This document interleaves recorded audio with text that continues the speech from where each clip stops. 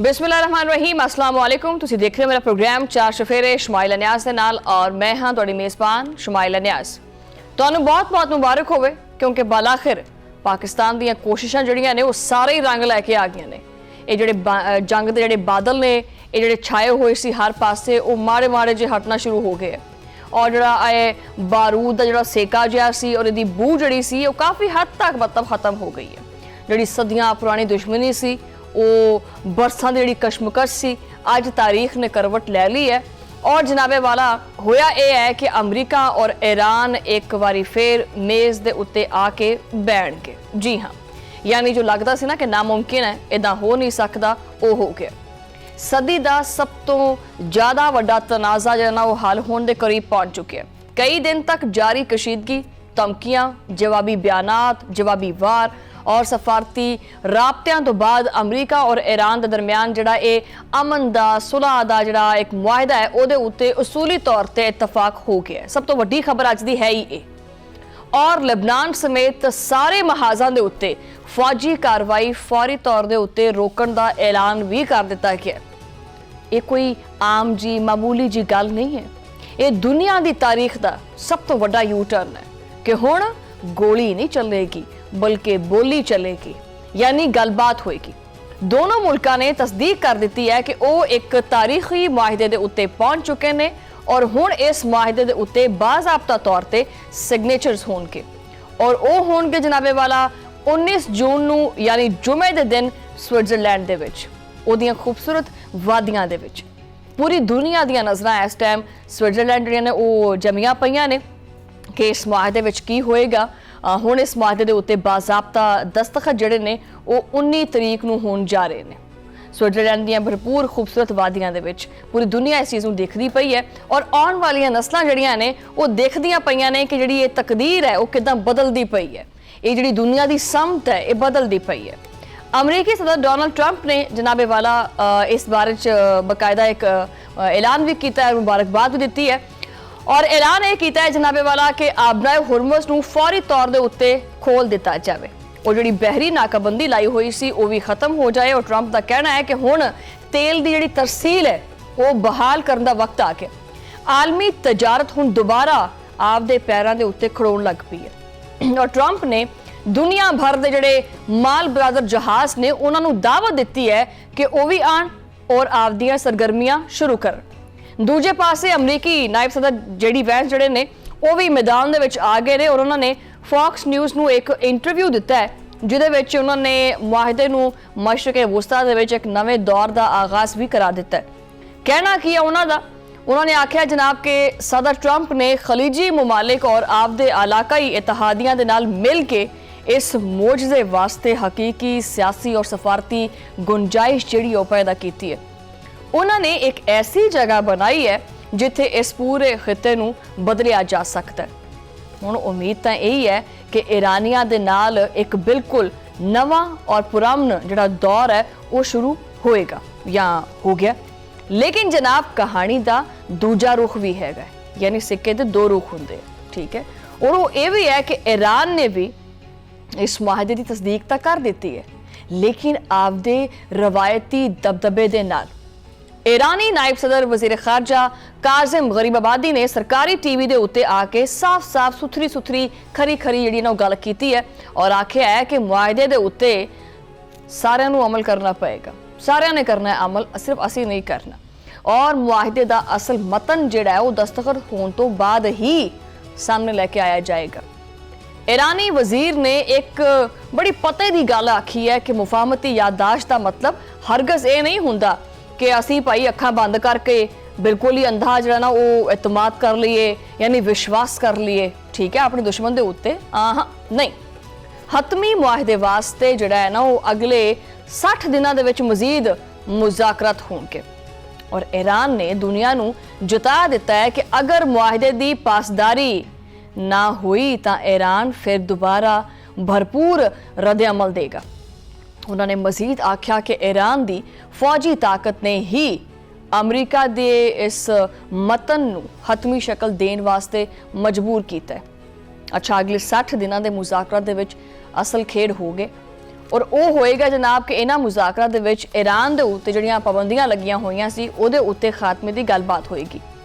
ਜੋਹਰੀ ਜਿਹੜੇ ਮਾਮਲਾਤ ਨੇ ਉਹਨਾਂ ਦੇ ਉੱਤੇ ਵੀ ਬਹਿਸ ਕੀਤੀ ਜਾਏਗੀ ਔਰ ਉਹਨਾਂ ਨੇ ਇਹ ਵੀ ਆਖਿਆ ਕਿ ਜਿਹੜਾ ਆਇੰਦਾ ਦਾ ਜਿਹੜਾ ਹਾਲੋ ਅਹਿਵਾਲ ਹੈ ਉਹ ਕੀ ਹੋਏਗਾ ਇਹ ਵੀ ਆਉਣ ਵਾਲੇ ਦਿਨਾਂ 'ਚ ਪਤਾ ਚੱਲੇਗਾ। ਇਹਨਾਂ ਮੁਜ਼ਾਕਰਾਂ ਦੇ ਵਿੱਚ ਈਰਾਨ ਦੇ ਉੱਤੇ ਲੱਗੀਆਂ ਹੋਈਆਂ ਪਾਬੰਦੀਆਂ ਇਹਨਾਂ ਦੇ ਖਾਤਮੇ ਦੇ ਉੱਤੇ ਵੀ ਗੱਲਬਾਤ ਹੋਏਗੀ। ਜੋਹਰੀ ਮਾਮਲਾਤ ਇਹਦੇ ਉੱਤੇ ਵੀ ਗੱਲਬਾਤ ਹੋਏਗੀ। ਉਹਨਾਂ ਨੇ ਆਖਿਆ ਜਨਾਬ ਕਿ ਆਇੰਦਾ ਜਿਹੜਾ ਇਹ ਸਾਰਾ ਸਿਸਟਮ ਹੈ ਇਹਦੇ ਉੱਤੇ ਜਿਹੜੇ ਅਖਰਾਜਾਤ ਨੇ ਕੀ ਹਿਸਾਬ ਕਿਤਾਬ ਬਣਿਆ ਕਿੰਨਾ ਨੁਕਸਾਨ ਹੋਇਆ ਉਹਦੇ ਬਾਰੇ 'ਚ ਵੀ ਗੱਲਬਾਤ ਕੀਤੀ ਜਾਏਗੀ ਔਰ ਆਪਦੇ ਜਿਹੜੇ ਮੁਤਾਲਬਾਤ ਨੇ ਉਹ ਵੀ ਇਸ ਮਤਨ ਦੇ ਵਿੱਚ ਜਿਹੜੇ ਨਾ ਉਹ ਸ਼ਾਮਲ ਕਰਾਏ ਜਾਣਗੇ। ਯਾਨੀ ਈਰਾਨ ਨੇ ਵੀ ਆਪਦੀਆਂ ਸ਼ਰਤਾਂ ਮਨਵਾਉਣੀਆਂ ਨੇ ਔਰ ਉਹ ਮਨਵਾ ਕੇ ਹੀ ਦਮ ਲਿਆ। ਆਲਮੀ ਬਰਤਾਨਵੀ ਨਸ਼ਰਿਆਤੀ ਇਦਾਰੇ ਰॉयटर्स ਨੇ ਵੀ ਇਸ 14 ਨਿਕਾਤੀ ਮੁਫਾਹਮਤੀ ਮਸਵਦੇ ਦੀ ਜਿਹੜੀ ਕੱਚੀ ਪੱਕੀ ਜਿਹੀ ਤੇ ਤਫਸੀਲਾਤ ਸੀ ਨਾ ਉਹ ਆਖਿਆ ਕਿ ਚਲੋ ਇੰਨਾ ਕੁ ਤਾਂ ਕਰ ਹੀ ਦਿੰਦੇ ਆ ਕਿ ਦੁਨੀਆ ਸਾਹ ਰੋਕ ਕੇ ਬੈਠੀ ਹੈ ਇਸ ਮੁਆਹਦੇ ਵਾਸਤੇ, ਚਲੋ ਦੱਸ ਹੀ ਦਿੰਦੇ ਆ। ਉਹਨਾਂ ਨੇ ਇਸ ਮੁਜਵਜ਼ਾ ਮੁਆਹਦੇ ਦੇ ਵਿੱਚ ਐਟਮੀ ਪ੍ਰੋਗਰਾਮ, ਆਬਨਾਏ ਹੁਰਮਜ਼ ਦਾ ਖੁੱਲਣਾ ਔਰ ਤੇਲ ਦੇ ਉੱਤੇ ਪਾਬੰਦੀਆਂ ਦੀ ਛੂਟ ਇਹ ਸ਼ਾਮਲ ਕੀਤੀ ਹੈ।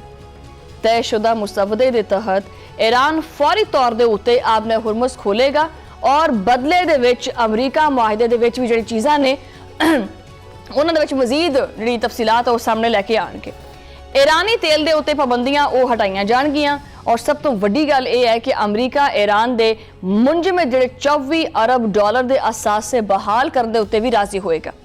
इहदे बदले दे विच ईरान एटमी हथियार हासिल नहीं करेगा और यूरेनियम की अफजुदगी जी ना रोक देगा। ईरान आपदे कोले मौजूद अफजुदा जी यूरेनियम है उहदे ज़खायर नूं नाकारा बनाएगा।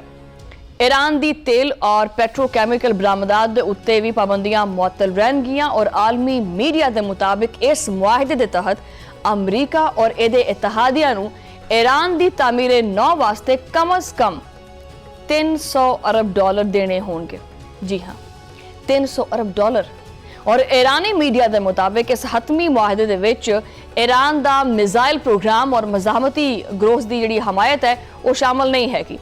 यानी ईरान ने आपदे दफा दे उत्ते कोई भी समझौता नहीं किया और मुज़ाकरात जिहड़े ने शुरू होने तो पहले ही अमरीका ईरान के मुंजमद 12 अरब डॉलर जारी कर देगा और इस पूरे मुआहदे की तौसीक अक़वामे मुत्तहिदा सलामती कौंसल की करारदाद के जरिए की जाएगी ताकि कोई भी मुकर ना सके। हुण आने जनाब इस कहानी का सब तो वड्डे जिहड़ा हीरो हैगा ना उहदे वल। हीरो ऑब्वियसली कौन हो सकता है? असी, ठीक है। इस पूरे मंजरनामे दे विच साडा मुल्क पाकिस्तान उन्हें वो किरदार अदा किया है जिन्हें जिहड़ा ना वो रहिंदी दुनिया तक सारी दुनिया उहदे ते फख्र करेगी। वज़ीर आज़म पाकिस्तान मियाँ शहबाज शरीफ ने सोशल मीडिया प्लेटफॉर्म के उत्ते दुनिया नूं सब तो पहले जिहड़ी ये खुशखबरी तुहानूं मैं सुनाई है, ये खुशखबरी मियाँ शहबाज शरीफ साहब ने सुनाई है। शहबाज शरीफ साहब ने लिखा है कि तफसीली मुज़ाकरात तो बाद असी जिहड़ा वो ऐलान करते हैं और सानूं ये ऐलान करते हुए काफ़ी खुशी होंदी पई है कि अमरीका और ईरान के दरम्यान बालाखिर जिहड़ा ना वो सुलह होंदी पई है। अमन मुआहदा हो गया, यानी तय पा गया। दोनों फ्रीकैर ने लेबनान समेत तमाम महाजां दे उत्ते फौजी कार्रवाइयां दे फौरी तौर ते उत्ते और मुस्तकिल खात्मे का ऐलान भी कर दिता है। वज़ीर आज़म ने दस्सिया कि मुआहदे दे उत्ते दस्तखत दी बाज़ाब्ता तकरीब जिहड़ी है वो जुमा 19 जून नूं स्विट्ज़रलैंड दे विच होएगी और शहबाज शरीफ ने सफारती हल वास्ते अमरीका और ईरान का शुक्रिया भी अदा किया और इस अमन मुआहदे दे उत्ते पूरी दुनिया तो बड़ा पॉजिटिव रिस्पॉन्स जिहड़ा ना वो आंदा पिया। तुर्किया, कतर और बरतानिया समेत होर भी बथेरे आलमी रहनुमा ने जिन्हां ने इनू मशरक वुस्ता दे विच पायदार अमन की एक तरफ बहुत वड्डा कदम करार दिता है। अक़वामे मुत्तहिदा दे सैकटरी जनरल ने आख्या है कि यह तनाज़ा जिहड़ा है इहदे उत्ते पुरअमन हल जिहड़ा ना वो एक तारीखी पेशरफ्त है। उन्होंने इस पूरे मुज़ाकराती अमल दे विच पाकिस्तान, कतर और इहदे नाल सऊदी अरब के किरदार दे उत्ते भी खुल के गलबात की और उन्होंने तारीफ की है। बरतानिया, फ्रांस, जर्मनी और इटली ने तो जिहड़ियां ईरान दे उत्ते लगियां होईयां पाबंदियां ने वो नरम करने वास्ते एक मशरूत आमादगी जिहड़ी हुंदी है ना वो भी ज़ाहिर की है। इन्हां यूरोपी मुमालिक का कहना है कि अगर ईरान जोहरी प्रोग्राम के उत्ते कोई ऐसे इकदाम करे कि जिहड़े मन्ने जा सकन जिन्हां दी कोई काबिल तस्दीक होवे तां ये पाबंदियां हटाउण नूं भी तैयार है। ਇਹਦੇ ਨਾਲ ਉਹਨਾਂ ਨੇ ਲੈਬਨਾਨ ਦੀ ਖੁਦਮੁਖਤਾਰੀ ਦੀ ਮੁਕੰਮਲ ਹਮਾਇਤ ਦਾ ਵੀ ਐਲਾਨ ਕੀਤਾ। ਹੁਣ ਦਿਲ ਤੇ ਹੱਥ ਰੱਖ ਕੇ ਤੁਸੀਂ ਇਹ ਸੋਚੋ ਕਿ ਅਮਰੀਕਾ ਔਰ ਈਰਾਨ ਦੀ ਇਸ ਦੁਸ਼ਮਣੀ ਨੂੰ ਖਤਮ ਕਰਾਉਣ ਦੇ ਵਿੱਚ ਪਾਕਿਸਤਾਨ ਦਾ ਕਿਰਦਾਰ ਕਿੰਨਾ ਵੱਡਾ ਹੋ ਸਕਦਾ ਹੈ। ਪਾਕਿਸਤਾਨ ਦੁਨੀਆ ਦਾ ਵਾਹਿਦ ਮੁਲਕ ਹੈ ਜਿਨੇ ਅਮਰੀਕਾ ਔਰ ਈਰਾਨ ਦੋਨਾਂ ਦੇ ਨਾਲ ਬੈਕ ਵਕਤ ਬਿਹਤਰੀਨ ਰਾਬਤੇ ਬਰਕਰਾਰ ਕੀਤੇ। ਨਾ ਉਹਨੂੰ ਨਾਰਾਜ਼ ਕੀਤਾ ਈਰਾਨ ਨੂੰ ਔਰ ਨਾ ਹੀ ਕੀਤਾ ਅਮਰੀਕਾ ਨੂੰ। ਪਾਕਿਸਤਾਨ ਨੇ ਦੋਨੋਂ ਮੁਲਕਾਂ ਨੂੰ ਜਿਹੜਾ ਨਾ ਉਹ ਜੰਗ ਦੀ ਤਬਾਹੀ ਦੇ ਬਜਾਏ ਜਿਹੜਾ ਨਾ ਉਹ ਮੁਜ਼ਾਕਰਤ ਦੇ ਜ਼ਰੀਏ ਅਮਨ ਦੀ ਗੱਲਬਾਤ ਦੇ ਉੱਤੇ ਕਾਇਲ ਕੀਤਾ ਔਰ ਇਹ ਕੰਮ ਕਰਨਾ ਕੋਈ ਆਸਾਨ ਨਹੀਂ ਸੀ। ਠੀਕ ਹੈ, ਮਤਲਬ ਇਹ ਸਮਝ ਲਓ ਕਿ ਜਿਵੇਂ ਲੋਹੇ ਦੇ ਚਣੇ ਪਏ ਨੇ ਪਲੇਟ ਦੇ ਵਿੱਚ ਤੇ ਫੱਕਾ ਮਾਰ ਲਿਆ ਤੇ ਚੱਬਣ ਦੀ ਕੋਸ਼ਿਸ਼ ਕੀਤੀ ਤੇ ਦੰਦ ਹੀ ਟੁੱਟਨੇ, ਚਣੇ ਨਹੀਂ ਟੁੱਟਨੇ। ਠੀਕ ਹੈ, ਪਰ ਅਸੀਂ ਦੰਦ ਚੜਾ ਲਏ ਆਪਣੇ ਲੇਕਿਨ ਚੱਬੇ ਨੇ ਚਣੇ ਉਹ ਵਾਲੇ ਵੀ। ਠੀਕ ਹੈ, ਪਾਕਿਸਤਾਨ ਦੇ ਫੀਲਡ ਮਾਰਸ਼ਲ ਸਰਦਾਰ ਸਿੰਘ ਮੁਨੀਰ ਨੇ ਵੀ ਜਿਹੜਾ ਨਾ ਉਹ ਕਰਕੇ ਵਿਖਾਇਆ ਦੁਨੀਆ ਨੂੰ ਜੋ ਕਿ ਕੋਈ ਸੋਚ ਵੀ ਨਹੀਂ ਕਰ ਸਕਦਾ ਸੀ, ਨਾ ਹੀ ਇਹਦਾ ਵਹਿਮ ਕਰ ਸਕਦਾ ਸੀ ਕਿ ਕੋਈ ਗੁਮਾਨ ਕਰ ਸਕਦਾ ਸੀ ਕਿ ਵੀ ਇੱਦਾਂ ਵੀ ਹੋ ਸਕਦਾ ਯਾਰ। ਪਾਕਿਸਤਾਨ ਜਿਹੜਾ ਨਾ ਉਹ ਇਹ ਜੰਗ ਰੁਕਵਾ ਸਕਦਾ। ਦਿਨ ਰਾਤ ਇੱਕ ਕੀਤੇ ਨੇ, ਸੁੱਤੇ ਨਹੀਂ ਹੈਗੇ ਅਸੀਂ। ਪਾਕਿਸਤਾਨ ਜਿਹੜਾ ਉਹ ਥੱਕਿਆ ਵੀ ਨਹੀਂ ਹੈਗਾ ਤੇ ਸੁੱਤਾ ਵੀ ਨਹੀਂ ਹੈਗਾ। ਭਰਪੂਰ ਸਾਲਸੀ ਦਾ ਕਿਰਦਾਰ ਜਿਹੜਾ ਉਹ ਅਦਾ ਕਰਦਾ ਰਿਹਾ। ਬਸ ਮਸ਼ਰਕੇ ਵਸਤਾ ਦੇ ਵਿੱਚ ਅਮਨ ਕਾਇਮ ਕਰਨ ਵਾਸਤੇ ਦਿਨ ਰਾਤ ਮਿਹਨਤ ਕਰਦੇ ਰਹੇ ਤਾਂ ਕਿ ਦੁਨੀਆ ਜਿਹੜੀ ਨਾ ਸਕੂਨ 'ਚ ਰਹਿ ਸਕੇ, ਕਿਉਂਕਿ ਖਿੱਤੇ ਦੇ ਵਿੱਚ ਕਿਸੇ ਇੱਕ ਪਾਸੇ ਅਗਰ ਅੱਗ ਲੱਗਦੀ ਹੈ ਤੇ ਆਬਵੀਅਸਲੀ ਸੇਕਾ ਹੌਲੀ ਹੌਲੀ ਹਰ ਪਾਸਿਆਂ ਨੂੰ ਧਰੂ ਲੈਂਦਾ। ਦੁਨੀਆ ਭਰ ਦੇ ਰਹਿਨੁਮਾਵਾਂ ਦੇ ਨਾਲ ਮੁਲਾਕਾਤਾਂ ਕੀਤੀਆਂ, ਟੈਲੀਫੋਨ ਦੇ ਉੱਤੇ ਲੰਮੇ ਰਾਬਤੇ ਕੀਤੇ। ਸਿਆਸੀ ਕਿਆਦਤ ਵਜ਼ੀਰ ਆਜ਼ਮ ਸ਼ਹਬਾਜ਼ ਸ਼ਰੀਫ, ਨਾਇਬ ਵਜ਼ੀਰ ਆਜ਼ਮ ਇਸਹਾਕ ਡਾਰ ਔਰ ਵਜ਼ੀਰ ਦਾਖਲਾ मोहसिन नकवी ने अमन वास्ते ਜਿਹੜਾ ਨਾ ਇਸ ਮਿਸ਼ਨ ਵਾਸਤੇ ਦੁਨੀਆ ਭਰ ਦੇ ਜਿਹੜੇ ਤੂਫਾਨੀ ਦੌਰੇ ਨੇ ਉਹ ਕੀਤੇ ਨੇ। ਪਾਕਿਸਤਾਨੀ ਕਿਆਦਤ ਨੇ ਦੁਨੀਆ ਨੂੰ ਇੱਕ ਬਹੁਤ ਵੱਡੀ ਆਲਮੀ ਜੰਗ ਔਰ ਤਬਾਹੀ ਤੋਂ ਬਚਾ ਲਿਆ। ਔਰ ਸੱਚੀ ਗੱਲ ਤਾਂ ਇਹ ਹੈ ਕਿ ਦੁਨੀਆ ਨੂੰ ਇੰਨੀ ਵੱਡੀ ਤਬਾਹੀ ਤੋਂ ਬਚਾਉਣ ਵਾਸਤੇ ਪਾਕਿਸਤਾਨੀ ਕਿਆਦਤ ਦੇ ਵਾਸਤੇ ਹੁਣ ਮੇਰੇ ਖਿਆਲ 'ਚ ਇੱਕ ਨੋਬਲ ਅਮਨ ਇਨਾਮ ਤਾਂ ਬਣਦਾ ਹੈ ਨਾ ਕਿ ਨਹੀਂ ਬਣਦਾ। ਅਗਰ ਪਾਕਿਸਤਾਨ ਇਹ ਕੋਸ਼ਿਸ਼ ਨਾ ਕਰਦਾ ਤਾਂ ਸ਼ਾਇਦ ਦੁਨੀਆ ਜਿਹੜੀ ਹੈ ਉਹ ਬਾਰੂਦ ਦੇ ਹੀ ਫੱਕੇ ਮਾਰਦੀ ਰਹਿੰਦੀ। ਇਹ ਵਾਹਿਦਾ ਸਿਰਫ ਇੱਕ ਕਾਗਜ਼ ਦਾ ਟੁਕੜਾ ਨਹੀਂ ਹੈ, ਇਹਦੇ ਅਸਰਾਤ ਪੂਰੀ ਦੁਨੀਆ ਦੇ ਉੱਤੇ ਪੈਣਗੇ। ਆਲਮੀ ਮਾਰਕੀਟ ਦੇ ਵਿੱਚ ਤੇਲ ਦੀਆਂ ਕੀਮਤਾਂ ਥੱਲੇ ਆਉਣਗੀਆਂ, ਸੁੱਖ ਦਾ ਸਾਹ ਆਵੇਗਾ ਔਰ ਜਿਹੜਾ ਇਹ ਜਿੰਨ ਬੜਾ ਭੂਤ ਰਿਹਾ ਪਿਆ ਨਾ ਮਹਿੰਗਾਈ ਦਾ, ਇਹ ਕਮ ਅਜ਼ ਕਮ ਬੰਦ ਹੋ ਜਾਏਗਾ ਬੋਤਲ ਦੇ ਵਿੱਚ ਔਰ ਗਰੀਬ ਆਵਾਮ ਨੂੰ ਸੁੱਖ ਦਾ ਸਾਹ ਆਏਗਾ, ਖੁਸ਼ਹਾਲੀ ਆਏਗੀ। ਪਾਕਿਸਤਾਨ ਨੇ ਦੁਨੀਆ ਨੂੰ ਉਹ ਕਰਕੇ ਦਿਖਾਇਆ ਹੈ ਕਿ ਅਸੀਂ ਸਿਰਫ ਔਰ ਸਿਰਫ ਇਮਦਾਦ ਲੈਣ ਵਾਲੇ ਨਹੀਂ ਹੈਗੇ, ਅਸੀਂ ਸਿਰਫ ਆਪਣਾ ਕਟੋਰਾ ਜਿਹਾ ਲੈ ਕੇ ਬਾਹਰ ਮੰਗਣ ਨਹੀਂ ਜਾਂਦੇ ਹੈਗੇ, ਅਸੀਂ ਅਮਨ ਦੀ ਗੱਲਬਾਤ ਵੀ ਕਰਦੇ ਹਾਂ। ਠੀਕ ਹੈ, ਬਲਕਿ ਦੁਨੀਆ ਨੂੰ ਅਮਨ ਦਾ ਰਾਹ ਦਿਖਾਉਣ ਵਾਸਤੇ ਅਮਨ ਦੇ ਸਫੀਰ ਬਣਦੇ ਹਾਂ ਔਰ ਅਸੀਂ ਉਹੀ ਹਾਂ। ਇਹ ਪਾਕਿਸਤਾਨ ਦੇ ਖਾਰਜਾ ਪਾਲਿਸੀ ਦੀ ਤਾਰੀਖ ਦੀ ਸਭ ਤੋਂ ਵੱਡੀ ਇੱਕ ਫਤਿਹ ਹੈ ਔਰ ਗੱਲ ਸਿੱਧੀ ਜੀ ਹੈ ਕਿ ਜਦੋਂ ਇਨਸਾਨ ਦੀ ਪਤਾ ਨੀਅਤ ਸਾਫ਼ ਹੋਵੇ ਨਾ ਤੇ ਮੰਜ਼ਿਲ ਜਿਹੜੀ ਹੈ ਆਟੋਮੈਟਿਕਲੀ ਆਸਾਨ ਹੋ ਜਾਂਦੀ ਹੈ। ਉਹ ਅਲੱਗ ਗੱਲ ਹੈ ਕਿ ਉਸ ਮੰਜ਼ਿਲ ਦੇ ਵਿੱਚ ਰੁਕਾਵਟਾਂ ਆਉਂਦੀਆਂ ਨੇ ਲੇਕਿਨ ਮੰਜ਼ਿਲ ਇਨਸਾਨ ਨੂੰ ਮਿਲ ਜਾਂਦੀ ਹੈ। ਸਿਰਫ ਅਮਰੀਕਾ ਔਰ ਈਰਾਨ ਦੀ ਇਹ ਕਾਮਯਾਬੀ ਨਹੀਂ ਹੋਏਗੀ, ਇਹ ਅਮਨ ਦੀ ਕਾਮਯਾਬੀ ਹੋਏਗੀ, ਇਹ ਮੁਜ਼ਾਕਰਾਤ ਦੀ ਕਾਮਯਾਬੀ ਹੋਏਗੀ, ਇਹ ਸਫਾਰਤਕਾਰੀ ਦੀ ਕਾਮਯਾਬੀ ਹੋਏਗੀ ਔਰ ਇਸ ਸੋਚ ਦੀ ਕਾਮਯਾਬੀ ਹੋਏਗੀ ਜੋ ਕਹਿੰਦੀ ਹੈ ਕਿ ਦੁਨੀਆ ਨੂੰ ਬਾਰੂਦ ਨਹੀਂ ਬਲਕਿ ਗੱਲਬਾਤ ਨਾਲ ਬਿਹਤਰ ਬਣਾਇਆ ਜਾ ਸਕਦਾ ਹੈ। ਹੁਣ ਤਾਂ ਖੈਰ ਦੇਖਣਾ ਇਹੀ ਹੈ, ਦੇਖਣਾ ਕੀ ਹੈ ਬਲਕਿ ਇਸ ਦਿਨ ਦਾ ਇੰਤਜ਼ਾਰ ਕਰਨਾ ਹੈ ਕਿ ਜੁਮੇ ਵਾਲੇ ਦਿਨ ਸਵਿਟਜ਼ਰਲੈਂਡ ਦੇ ਵਿੱਚ ਜਦੋਂ ਇਸ ਮੁਆਹਦੇ ਦੇ ਉੱਤੇ ਬਾਜ਼ਾਬਤਾ ਤੌਰ ਦੇ ਉੱਤੇ ਸਿਗਨੇਚਰਸ ਹੋਣਗੇ, ਸਾਈਨ ਹੋਣਗੇ ਤਾਂ ਦੁਨੀਆ ਕਿਸ ਤਰ੍ਹਾਂ ਇੱਕ ਨਵੇਂ ਦੌਰ ਦੇ ਵਿੱਚ ਦਾਖਲ ਹੁੰਦੀ ਹੈ। ਲੇਕਿਨ ਗੱਲ ਇੱਕ ਤਾਂ ਤੈਅ ਹੀ ਹੈ ਕਿ ਇਸ ਤਾਰੀਖ ਦੇ ਸੁਨਹਿਰੇ ਜਿਹੜਾ ਨਾ ਉਹ ਮੌਕੇ ਦੇ ਉੱਤੇ ਪਾਕਿਸਤਾਨ ਦਾ ਨਾਮ ਜਿਹੜਾ ਨਾ ਸਭ ਤੋਂ ਉੱਤੇ ਲਿਖਿਆ ਜਾਏਗਾ, ਕਿਉਂਕਿ ਅਸੀਂ ਜਿਹੜਾ ਨਾ ਉਹ ਇਹ ਜਿਹੜੀ ਜੰਗ ਦੀ ਅੱਗ ਹੈ ਨਾ ਇਹ ਬੁਝਾਈ ਹੈ ਔਰ ਇਨਸਾਨੀਅਤ ਨੂੰ ਜੀਓ ਔਰ ਜੀਣੇ ਦੋ ਇਹ ਪੈਗਾਮ ਦਿੱਤਾ ਹੈ। ਬਹਰਹਾਲ ਇਸ ਅੱਛੀ ਖਬਰ ਦੇ ਨਾਲ ਹੀ ਜਿਹੜਾ ਨਾ ਆਪਾਂ ਇੱਕ ਬ੍ਰੇਕ ਲੈਣੇ ਆ ਔਰ ਬ੍ਰੇਕ ਤੋਂ ਬਾਅਦ ਪ੍ਰੋਗਰਾਮ ਦੇ ਵਿੱਚ ਗੱਲਬਾਤ ਜਾਰੀ ਹੈ।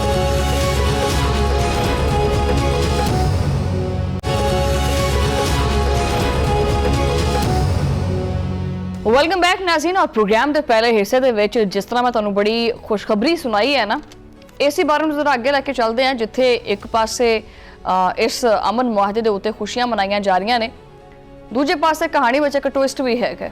ਮੁਆਹਦਾ ਹਜੇ ਜਿਹੜਾ ਨਾ ਉਹ ਕਾਗਜ਼ ਤੇ ਹੋਣਾ ਹੈਗਾ ਲੇਕਿਨ ਇਹਦੇ ਸਿਆਸੀ ਜਿਹੜੇ ਝਟਕੇ ਨੇ ਉਹ ਬੜੇ ਜ਼ੋਰਦਾਰ ਨੇ। ਉਹ ਸਿਆਸੀ ਝਟਕੇ ਵਾਸ਼ਿੰਗਟਨ ਔਰ ਤਲਾਬੀਬ ਤੱਕ ਮਹਿਸੂਸ ਕੀਤੇ ਜਾ ਰਹੇ ਨੇ ਔਰ ਇੱਕ ਪਾਸੇ ਅਮਰੀਕੀ ਕਾਂਗਰਸ ਦੇ ਵਿੱਚ ਅੱਗ ਲੱਗੀ ਪਈ ਹੈ, ਦੂਜੇ ਪਾਸੇ ਇਜ਼ਰਾਈਲ ਦੇ ਵਿੱਚ ਸਿਆਸੀ ਜ਼ਲਜ਼ਲਾ ਆਇਆ ਪਿਆ। ਅਮਰੀਕਾ ਔਰ ਈਰਾਨ ਦੇ ਵਿੱਚ ਮੁਆਹਦਾ ਕੀ ਹੋਇਆ, ਇਜ਼ਰਾਈਲ ਔਰ ਅਮਰੀਕੀ ਪੋਜੀਸ਼ਨ ਦੀ ਜਿਹੜੀਆਂ ਨੀਂਦਾਂ ਨੇ ਉਹ ਉੱਡੀਆਂ ਪਈਆਂ ਨੇ। ਕੀ ਇਹ ਵਾਕਈ ਅਮਨ ਮੁਆਹਦਾ ਹੈਗਾ ਜਾਂ ਸੁਪਰ ਪਾਵਰ ਨੇ ਗੋਡੇ ਹੀ ਜਿਹੜੇ ਨੇ ਉਹ ਟੇਕ ਦਿੱਤੇ ਨੇ? ਇਹ ਮਤਲਬ ਲਾਈਕ ਅਸੀਂ ਨਹੀਂ ਕਹਿੰਦੇ ਪਏ, ਇਹ ਅਮਰੀਕੀ ਅਰਕਾਨ ਜਿਹੜੇ ਨੇ, ਜਿਹੜੇ ਕਾਂਗਰਸ ਵਾਲੇ ਨੇ, ਇਹ ਉਹ ਚੀਕਾਂ ਮਾਰਦੇ ਪਏ ਹੈ। ਮੀਡੀਆ ਦੀਆਂ ਰਿਪੋਰਟਾਂ ਸਾਹਮਣੇ ਆਉਂਦੀਆਂ ਪਈਆਂ ਨੇ ਔਰ ਅਮਰੀਕੀ ਡੈਮੋਕ੍ਰੇਟ ਜਿਹੜੇ ਅਰਕਾਨ ਨੇ ਉਹਨਾਂ ਨੇ ਟਰੰਪ ਦੀ ਡੀਲ ਦਾ ਜਿਹੜਾ ਵੀ ਕਚਰਾ ਹੈਗਾ ਸੀ ਸਾਰਾ ਇਕੱਠਾ ਕਰਕੇ ਉਹਨੂੰ ਆਖਿਆ ਕਿ ਜੀ ਇਹ ਅਮਨ ਮੁਆਹਦਾ ਅਸੀਂ ਨਹੀਂ ਮੰਨਦੇ ਹੈਗੇ। ਉਹਨਾਂ ਨੇ ਇਹਨੂੰ ਈਰਾਨ ਦੇ ਸਾਹਮਣੇ ਗੋਡੇ ਟੇਕਣ ਦੇ ਮੁਤਰਾਦਿਫ ਕਰਾਰ ਦਿੱਤਾ। ਵਾਸ਼ਿੰਗਟਨ ਦੇ ਸਿਆਸੀ ਜਿਹੜੇ ਗਲਿਆਰੇ ਨੇ ਉਹਨਾਂ ਦੇ ਵਿੱਚ ਜੰਗ ਜਿਹੜੀ ਹੈ ਨਾ ਉਹ ਛਿੜ ਗਈ ਹੈ। ਬਹਿਸ ਕਾਫੀ ਤੇਜ਼ ਹੁੰਦੀ ਪਈ ਹੈ। ਆਖਿਰ ਇਸ ਡੀਲ ਦੇ ਪਿੱਛੇ ਦੀ ਕਹਾਣੀ ਉਹ ਕੀ ਹੈ? ਡੈਮੋਕ੍ਰੇਟਸ ਹੁਣ ਮੈਦਾਨ ਦੇ ਵਿੱਚ ਆ ਗਏ ਨੇ ਔਰ ਉਹ ਟਰੰਪ ਦੀ ਹਕੂਮਤ ਕੋਲੋਂ ਹਿਸਾਬ ਮੰਗਦੇ ਪਏ ਹੈ, ਜਵਾਬ ਮੰਗਦੇ ਪਏ ਹੈ। ਉਹ ਜੰਗ ਦੇ ਨਫਾ ਨੁਕਸਾਨ ਦੀ ਤਫਸੀਲ ਮੰਗਦੇ ਪਏ ਹੈ। ਅਰਬ ਮੀਡੀਆ ਨੇ ਇੱਕ ਵੱਡੀ ਗੱਲ ਕਹਿ ਦਿੱਤੀ ਹੈ ਕਿ ਅਮਰੀਕੀ ਆਪੋਜੀਸ਼ਨ ਦੇ ਵਿੱਚ ਕਾਫੀ ਸ਼ਦੀਦ ਤਸ਼ਵੀਸ਼ ਵੀ ਹੈਗੀ ਹੈ ਔਰ ਉਹਨਾਂ ਦਾ ਗੁੱਸਾ ਆਸਮਾਨ ਤੱਕ ਜਾਂਦਾ ਪਿਆ ਔਰ ਉਹਨਾਂ ਦਾ ਮੌਕਫ ਜਿਹੜਾ ਹੈ ਉਹ ਕੋਈ ਵੀ ਨਾਜਾਇਜ਼ ਨਹੀਂ ਹੈਗਾ ਬਲਕਿ ਬੜਾ ਵਾਜ਼ਿਹ ਹੈਗਾ।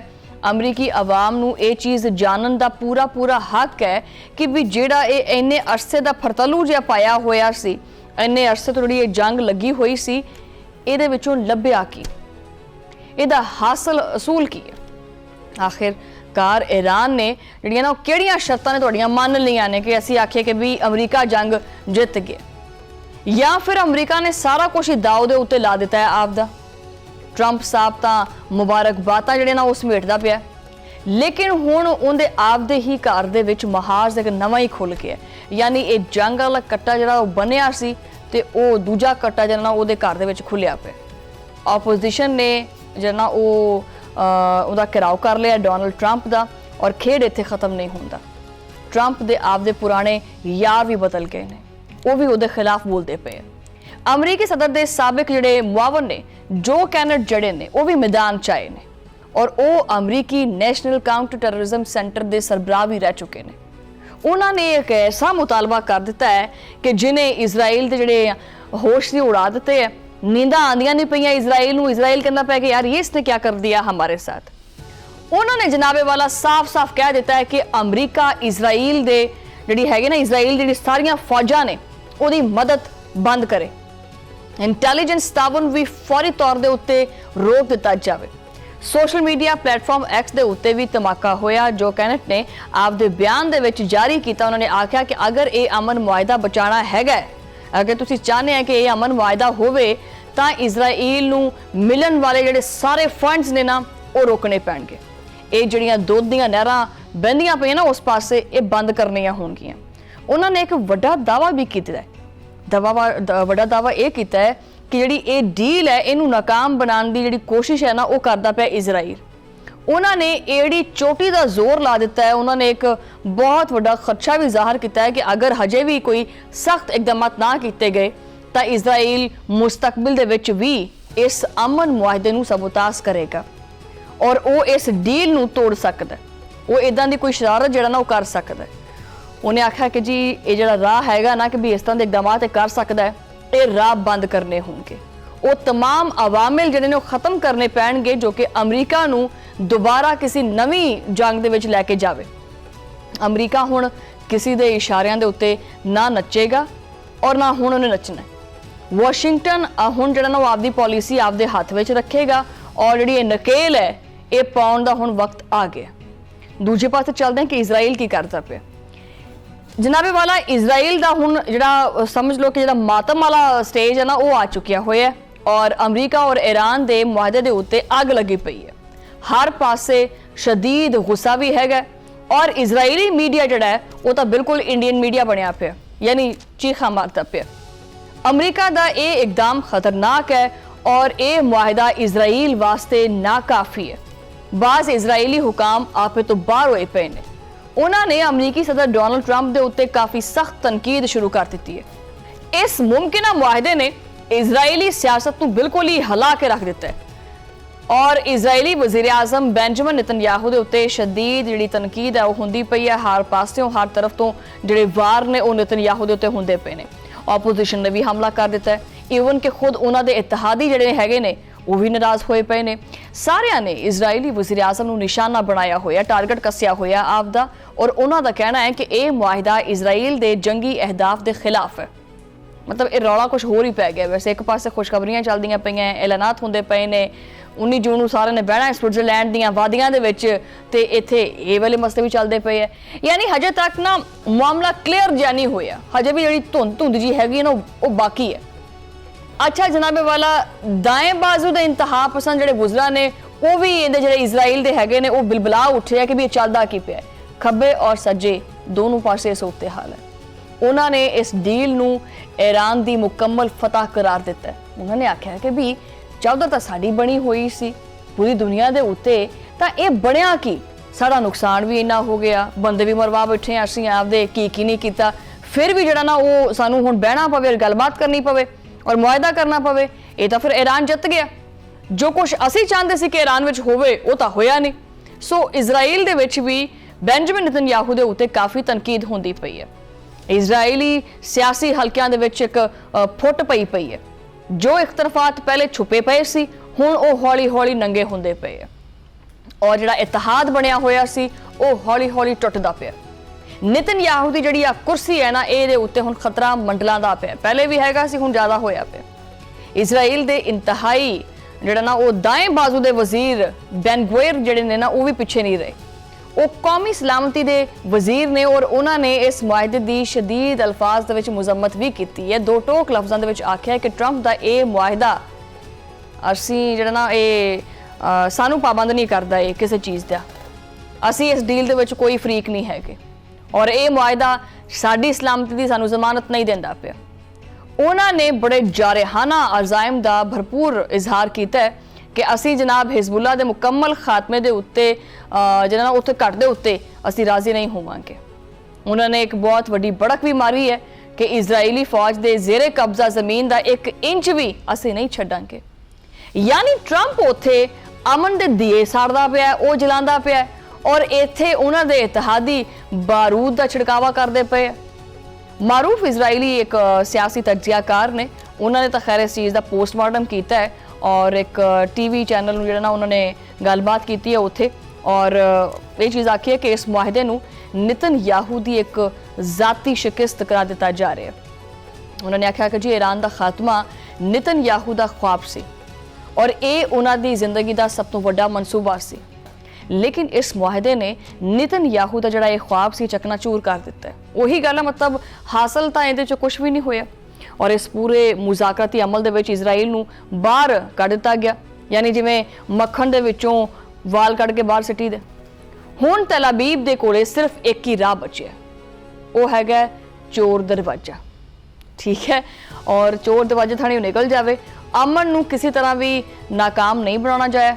ਉਹਨਾਂ ਨੇ ਇਹ ਵੀ ਆਖਿਆ ਕਿ ਜੀ ਇੱਕ ਬਹੁਤ ਵੱਡਾ ਦਾਅਵਾ ਕੀਤਾ ਜਾ ਰਿਹਾ ਕਿ ਗੁਜ਼ਸ਼ਤਾ ਰੋਜ਼ ਇਜ਼ਰਾਈਲ ਨੇ ਬੈਰੂਤ ਦੇ ਜਨੂਬੀ ਮਜ਼ਾਫਾਤ ਦੇ ਵਿੱਚ ਹਮਲੇ ਕੀਤੇ ਔਰ ਇਹ ਹਮਲੇ ਇसी ਬੋਖਲਾਹਟ ਦਾ ਜਿਹੜਾ ਨਾ ਨਤੀਜਾ ਸੀ ਕਿ ਵੀ ਇਹ ਡੀਲ ਕਿਉਂ ਹੁੰਦੀ ਪਈ ਹੈ।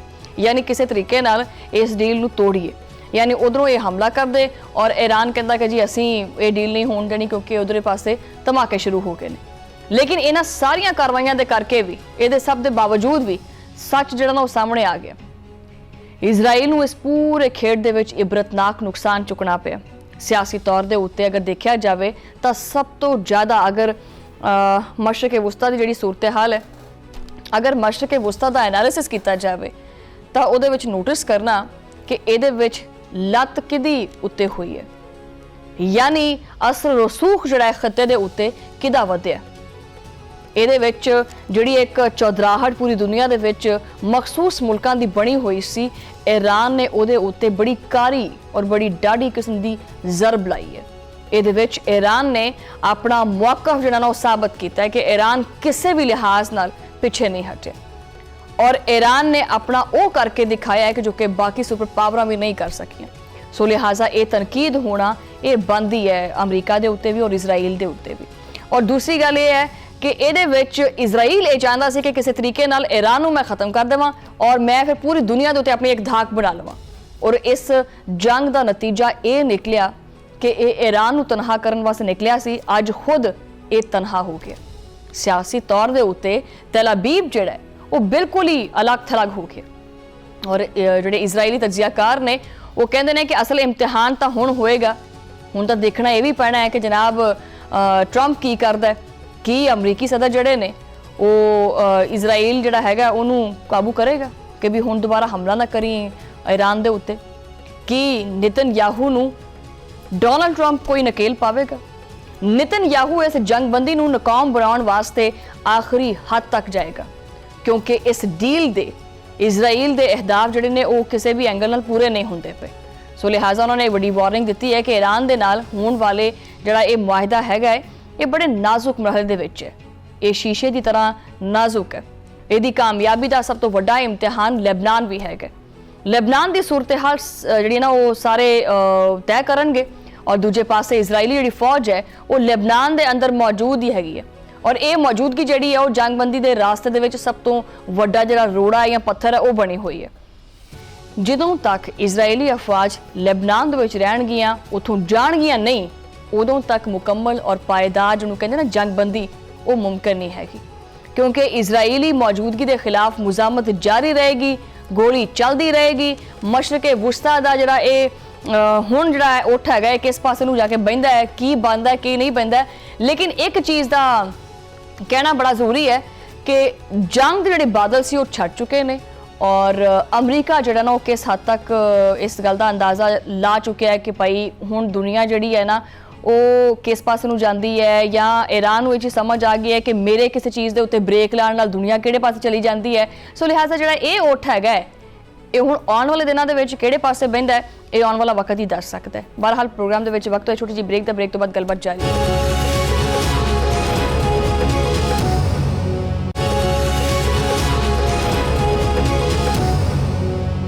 वेलकम बैक नाज़रीन। और पहले कुछ दिन तक ये चलता रहा कि जी बजट आने वाला है, बजट आने वाला है, बजट आ गया, ठीक है, बड़ा शोर मचा बजट का। हुण असल गल ते आने फिर कहते हैं कि जी साढ़े बारे च गलबात करते हैं, असीं तां आवाम नूं इन्ना रिलीफ दिंदे आ, ठीक है। की आवाम नूं कोई रिलीफ मिले? की आम आदमी जिंदगी दे विच कोई सुकून आया? आया तो दस दिओ मैनूं, कोई नहीं आया। और सच्ची गल तां इह है कि पहले जिहड़ा ना वो मैनूं तुसीं इह चीज़ दसो, मैनूं बजट में जी समझ नहीं आई है कि ये जो टीवी चैनल के उत्ते बह के बड़े बड़े अल्फाज बोलने वाले जो साहब है साढ़े बहुत सारे, million trillion super tax with holding tax, कि ये सारा कुछ थोड़े से तो नहीं नंगिया? जो तुम टीवी च सुनते रहे हैं नंगिया ही होना है ना कि हमने ये कर दिया है, सेल्स टैक्स इतना होगा, GDP इतना होगा, फलाना इतना होगा। वो गरीब नूं इन्हां सारे आदादो शुमार नाल की लेना देना? इन्ने भारे भारे मूँह भर के जिहड़े अल्फाज बोलते हैं इन्हां नाल की लेना देना? वही गल है, गरीब नूं सिर्फ रोटी चाहिए है कि वो मिलेगी कि नहीं मिलेगी। लेकिन हुकूमत ने इस बार भी की किया, लॉलीपॉप दिता है, ऐसा जादू चलाया कि बंदा कहता है कि हैं इन्ने कारीगर, सारे चक्कर आके रह गए ने। मैं तुहानूं आसान करके समझानी है। अच्छा, ये जिहड़ा जनरल सेल्स टैक्स है यानी GST, ये की बड़ा की होंदी है? वैसे ये हुंदा की है? ये आम आदमी नूं किद्दां मारदा है, बल्कि मरन भी नहीं दिंदा, साह चलदे रखदा है, उहदे मरन नहीं दिंदा उहनूं। वैसे GST का मतलब वो टैक्स है जो कि तुहाडे उत्ते हर चीज़ खरीदते हुए लगता है। तुसी कोई भी चीज़ लेने हैं, मिसाल के तौर पर मतलब आ पेन हो गया है ना, ये पेन भी तुसी जो खरीदना है, इनू इस्तेमाल करना है तो यदा टैक्स देना है, ये तो GST लगती है, ठीक है। ये वो होंदी है, चाहे तुसी अमीर हैगे है या नहीं हैगे, या तुसी गरीब है या नहीं गरीब, ये सारिਆਂ ਦੇ ਉੱਤੇ लगना है। और इस वारी इस GST के नफाज दे विच जिहड़ा ना वो आम इस्तेमाल दियां तकरीबन 36 चीज़ां हैगियां ने जिहड़ियां वो महंगियां होईयां ने। हुण लिस्ट सुन लो तो किते आसे पासे वजना ना किसी चीज़ दे विच, लिस्ट भी सुन लो, सारियां जरूरत दियां चीज़ां ने, वो भी तुसीं सुन के घुम घम जाओगे। दुध हो गया, आ जिहड़ियां दुध नाल बणियां होईयां चीज़ां हुंदियां वो हो गईयां, जिवें कि मिठाइयां हो गईयां, ये भी महंगियां हो गईयां ने। आ जिहड़े जैम हुंदे ने, जैलीज हुंदियां ने, कैचअप, मसाला जात, ये सारा कुछ हुण तुहाडी पहुंच तो किते दूर जा चुके हैं। और खुरदनी तेल और घी दीयां कीमतां जिहड़ियां हैगियां ने वो भी उहनूं भी पर लग गए।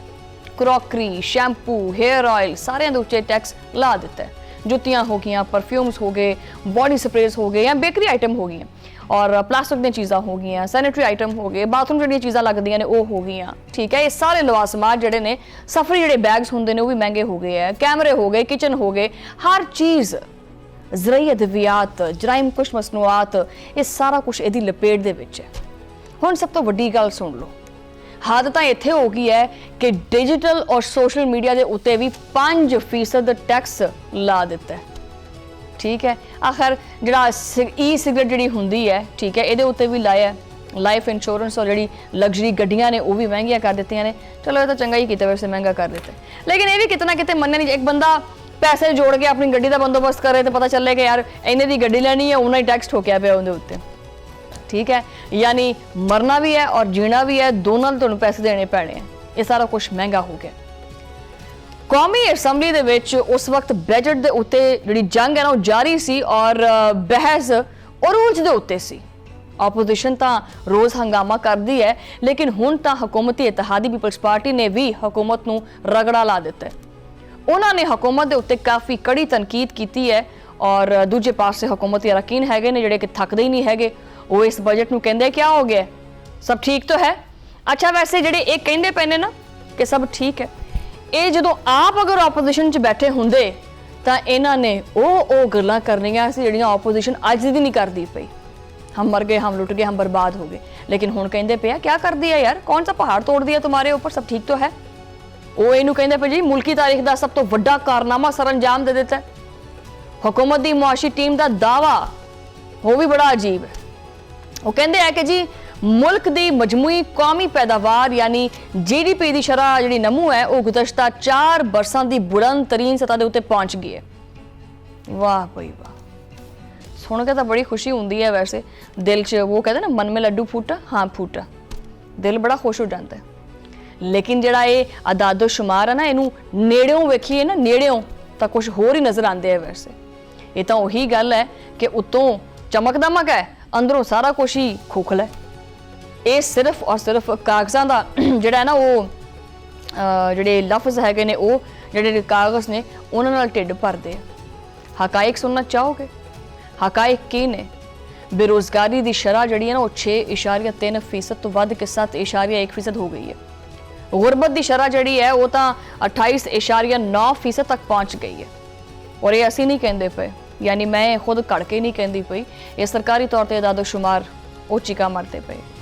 पाकिस्तानी अवाम की हालत ये हो चुकी है कि महंगाई के करके उन्होंने 6 साल पहले के मुकाबले के बुनियादी खुराक घट कर दी है। गंदम, चावल, दालां, दुध, गोश्त का इस्तेमाल बहुत घट हो गया। लोग ढिड भर के रोटी भी नहीं खाते पे, बच्चे दुध नूं तरसते पे। दुध तो खैर एवं कैमिकल जा घोल के बनाई जाते। कि ये मतलब कि ये कौम की तरक्की करेगी, किस तरह वधेगी अगे? दुनिया का असूल है कि तालीम दे विच सरमायाकारी ही जिहड़ी हैगी है ना वो मुल्क नूं बदलदी है, लेकिन इत्थे तां हिसाब किताब सारा ही उल्टा ही चलदा पिया। गुज़श्ता माली साल दे विच तालीम दे उत्ते अखराजात जिहड़ा GDP है उहदा सिर्फ और सिर्फ 0.8% रह चुके रिकॉर्ड। और हुण रवां माली साल वास्ते ये शरह मजीद घट कर दी गई है। हुण ये तकरीबन 0.75% है, उस सतह उत्ते आ गई है। यानी तालीम दे उत्ते कट ला दिता है। सेहत का शोबा भी हुकूमती तरजीहात दे बिल्कुल पिछे है। सेहत के उत्ते अखराजात GDP के 1% तो भी घट ने। हकीकत यह है कि रवा माली साल दे विच हुकूमती रिलीफ सिर्फ और सिर्फ ऐलानात तक ही हैगा सी। जमीन के उत्ते हकीकी तौर के उत्ते कुछ भी नज़र नहीं आता पिया। बजट की सब तो मुजाहिका खेस गल पता किहड़ी है? वो एक ऐसी गल है, वो ऐसी गल सामने आई है कि तुसीं आखोगे ये की चलदा पिया। पूरी कौम जिहड़ी इस गल दे उत्ते हैरान और परेशान है। हुकूमत ने गुरबत की एक नवी तारीफ जिहड़ी ना वो जारी कर दी है। हुण गरीब किनू कहंदे है मैं दसदी हाँ, बल्कि मैं नहीं हुकूमत ने दस्सिया कि गुरबत की चीज़ है। हुकूमत ने गुरबत की एक नवी डेफिनेशन ईजाद की है, एक नवा कानून कढ़िया है, वो भी सुन लो, आ कन्न खड़े कर लो। अगर तुसी महीने का 8,400 रुपया या इस तो ज़्यादा कमाने हैं तो मुबारक होवे, तुसी गरीब गुरूब कोई नहीं है, अपने आप नू गरीब नहीं समझना। हुण तुसी इस मुल्क के अमीर तरीन लोगों में शामिल है। अच्छा तुसी ये समझ लो ये तां गरीब नू मजीद लफेड़े मारन के मुतरादिफ है। ये बयान, ये तारीफ बयान की है, ठीक है। इस वास्ते उन्होंने इस जी गुरबत जी डेफिनेशन है वो ही बदल दी है कि अगर तुसी 8,000 रुपया कमाने या इस तो उत्ते तुसी गरीब कोई नहीं है। गल ही खत्म, गरीब मुका दिता। यानी ना रहेगा बांस ना वजेगी बांसुरी। ठीक है, जो बांस ही नहीं हैगा तो बांसुरी बननी कित्थों, जो बननी नहीं हैगी तो वजनी कित्थों। बहरहाल इस बयान तो बाद पीपल्स पार्टी की जिहड़ी रहनुमा ने शर्मिला फारूकी, उन्होंने कौमी असैंबली दे विच बड़ा तगड़ा यह सवाल चुकिया और उन्होंने पूछा कि की 8000 रुपये कमाने वाला शख्स तुसी मैनू ये दसो कि आपदा घर चला सकता है, कि वो आपदे बच्चों का ढिड जिहड़ा वो भर सकता है। उन्होंने ये मुतालबा किया है कि भी जिहड़ी ये डेफिनेशन कड्ढी है ना गुरबत की, और जिहड़ा ये तरीकाकार तुसी बनाया होया कि गरीब किहड़ा हैगा, ये जिहड़ा नवां कानून तुसी कड्ढिया है ना, ये फौरी तौर के उत्ते बदली करना चाहिए। ये मजाक जिहड़ा ना ये मजीद नहीं चलना चाहिए कि तुसी हर बारी जिहड़ा गरीब हैगा उहदा मजाक उड़ाओ। शर्मिला फारूकी ने इल्जाम भी लाया, उन्होंने आख्या कि हुकूमत ने बजट दे विच एक नौजवान की कीमत तुहानूं पता कितनी लाई है? 32 रुपये। 32 रुपये एक नौजवान की कीमत लाई है। उन्होंने ये भी आख्या कि जी मुल्क दे विच 65% आबादी है नौजवानों की, और हुकूमत ने नौजवानों वास्ते जो बजट रखे है वो हर नौजवान वास्ते 32 रुपये बनते हैं। जबकि इस वेले अगर आप इस्लामाबाद की गल करिए या वैसे मजमूई तौर पर गल कर रहे हैं, इतने लाहौर के भी यही सूरत हाल है वैसे। ठीक है, एक मामूली जिहा समोसा आलू वाला, वो भी कुछ नहीं होंदा, सारा वो हवाई भरी होंगी, एक आलू पाया होंदा समोसे दे विच, 40 रुपये का है वो। बाकी किसी चंगी जगह दिखाओगे तो 80 रुपये 120 रुपये रेट भी है, लेकिन वैसे जो ना वो 40-50 रुपये के करीब है। यानी इंसान की कीमत समोसे तो भी घट हो गई है, एक समोसे तो भी घट हो गई है। बड़े अफसोस की गल है। मुआशी इस्तेहकाम दे जिन्ने वड्डे वड्डे दावे किए जाते हैं, आम शहरी दी मुश्किलात दे विच उन्ना ही इजाफा हुंदा, कमी नहीं होंदी। गरीब नूं पहले ही जिहड़ा ना वो ये चक्की विच पींदे पे ने, हुण एक मुतवसत तबका भी तेजी नाल सुकड़दा पिया और गरीब बनता जा रहा है। नौजवानों दे विच बेरोजगारी वधदी जा रही है, कारोबारी लागत दे विच भी बेपनाह इजाफा हो गया। हर घर का बजट मुसलसल दबाव का शिकार है। बिजली और गैस के जिहड़े बिल ने वो तो बंब डेगदे पे ने, तालीमी अखराजात वो पहुंच तो ही बाहर होए पे ने, इलाज मुआलजे दी सहूलतां वो भी पहुंच तो बाहर ने। रोज़मर्रा ज़रूरियात दी जिहड़ियां कीमतां ने वो आवाम वास्ते जिहड़ा वो एक अजाब तो घट नहीं हैगियां।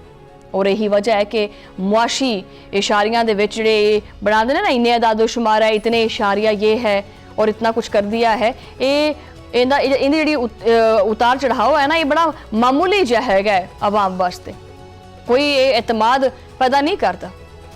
क्योंकि अगर ढिड खाली होवे ना तो ये अदादोशुमार भी चंगे नहीं लगते।